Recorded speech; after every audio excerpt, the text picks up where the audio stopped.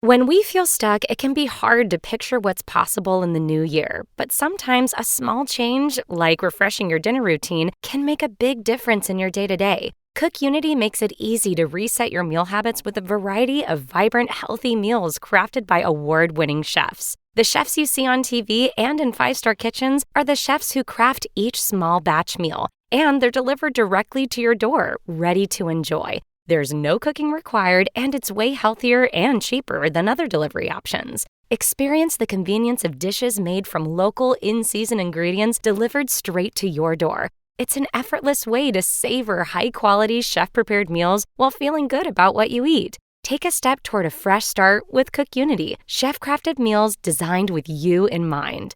Go to cookunity.com/podcast or enter code podcast before checkout to get 50% off your first week. That's 50% off your first week at cookunity.com/podcast. This message comes from Greenlight. Ready to start talking to your kids about financial literacy? Meet Greenlight, the debit card and money app that teaches kids and teens how to earn, save, spend wisely, and invest with your guardrails in place. With Greenlight, you can send money to kids quickly, set up chores, automate allowance, and keep an eye on your kids' spending with real-time notifications. Join millions of parents and kids building healthy financial habits together on Greenlight. Get started risk-free at greenlight.com/audio. It is July 15th, 1995, and at a canal near the Sawgrass Expressway in Broward County, Florida, Denise O'Neill's body is found. Her body was covered by a sheet and she was bound with black shoelaces, a multicolored dog leash, and then electrical cords that were attached to a heating rock, like the kind that you would see in a reptile's cage. Her clothing had been cut in the crotch area as well, and it was later determined that she was sexually assaulted. Who is Denise? Denise was a 28-year-old graduate from University of San Diego with a degree in English and a master's degree in literature from Boston College. Her mom, Ann O'Neill, states that she was a beautiful young girl who wanted to be a teacher. While she was looking for a teaching position, she worked as a waitress at the Breaker Hotel and Charlie's Crab. The crime that took place the day before was very brutal, and she fought a long time with her assailants. After the body was discovered, police immediately turned their eyes to people in the apartment complex where Denise lived because of the dog leash and the heating rock from a reptile. Those are not common household items. It's not a tie or a bed sheet. Those things would only be found in certain people's homes, people that own those animals. So they thought the person must have at least those animals and thought the apartment complex would be a good place to start.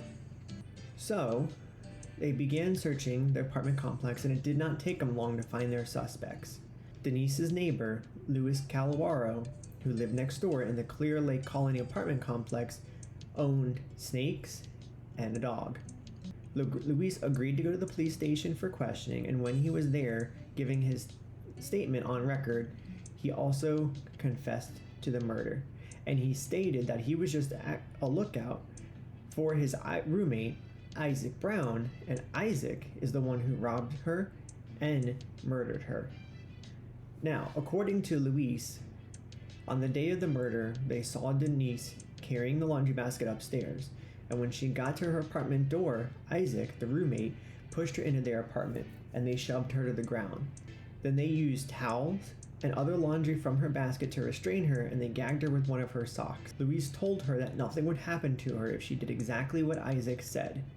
In fear of her life, and also thinking that she would be okay, when they asked for her credit card and banking information, she gave it to them. Luis then used Denise's own car to withdraw $700 from her credit card account. Now, while she was gone, there was a supposed struggle that took place, and Isaac tried to restrain her again, and he used more electrical cords, and this is when the dog leash is used, and then they also used a pillowcase too from her laundry. So he gets back, and that has happened. Isaac tells Luis that he would drop Denise off somewhere after dark, but they begin to get concerned that she's able to identify them if she lives, which is a valid concern. Even if she didn't see their faces, she would know that she was pulled into somewhere, likely the other apartment, because of how short of a distance she had to go. So she could even point out the apartment pretty easily of where she was taken to, if she remembered that. So it is going to be pretty hard to let her go at this point and hope that she doesn't tell. And so that's when they begin to come up with a plan of what they're going to do with Denise, because now they have decided that Denise cannot live. However, before they decide to kill her, they want more money. Luis actually denies participating in the murder and says that he helped Isaac. Well, if you helped, you participated, so that whole argument's not going to hold up for you in court. Isaac first attempted to strangle Denise with an electrical cord. However, the cord ends up breaking. So then he uses a second electrical cord, which is likely the one from the pet rock, the heating rock. Luis covers her mouth, and it takes her about 10 to 12 minutes to die. After she passes, Luis cuts a hole in her crotch area, and he has sex with the body, and he ejaculates.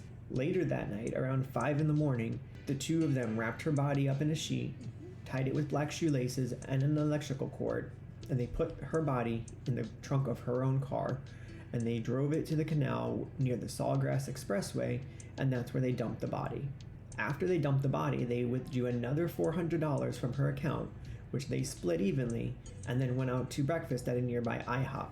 Now, during the police investigation and the interrogation and the confession, Luis never mentioned that there was a third person involved. But as police talked to the servers and the waitresses at the IHOP, they mentioned that there was a third person that morning having breakfast with them. That person is later identified as Robert Messer, and they actually found Robert's fingerprints inside of Denise's car, making him another suspect that was there, at least for the dumping of the body. He may or may not have been involved in any of the actual act, but he was there, or at least in her car. So at the trial, the state uses, of course, the taped confession, the evidence of the fingerprints, the DNA, all of that was collected as evidence. And Luis does not testify or want to take the stand during the trial. However, they do use several character witnesses that try to say that Luis is non-aggressive, he's a follower, and he was even in special education classes. So they're trying to paint the picture that Luis either couldn't have done this or that didn't really know what he was doing. And they even said that they had a psychologist who showed that they had given him a test and his IQ was lower than average. They also brought into the testimony that while in prison, Luis completed anger management classes and parenting courses. So now they're trying to paint Luis as at least a better person, so that hopefully the jury has some leniency when they go to decide what he might end up getting. When we go to sentencing, none of that actually mattered. Luis was convicted of first-degree murder and sentenced to death. He was also convicted of kidnapping, robbery, burglary, and sexual battery. Isaac Brown was convicted of second-degree murder and sentenced to life in prison. He was convicted of kidnapping and sentenced to 30 years, and he was convicted of robbery and sentenced to 15 years. Robert Messer was convicted of manslaughter and sentenced to 7 years and 9 months, and he ended up being released in 2012. Now, Luis did file 2 appeals for this case. He filed the first one on March 22nd, 2001, and he said several things in his appeal for the reasoning. One, that they allowed improper comments of the prosecutor as to Luis's right to remain silent, finding that the capital felony was committed in cold, calculated, and premeditated manner, failure to consider Luis's age as a mitigating factor, admitting testimony as to the co-defendant's second-degree murder conviction, disproportionate use of the death penalty, and the unconstitutionality of Florida's death penalty statute. The conviction was later affirmed, and so was the sentence, so Luis filed a second appeal.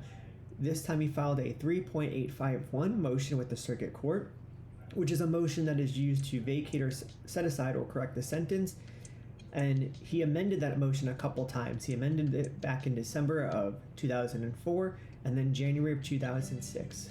Ultimately, the appeal was not granted. In September of 2019, he died of cancer while he was waiting on death row.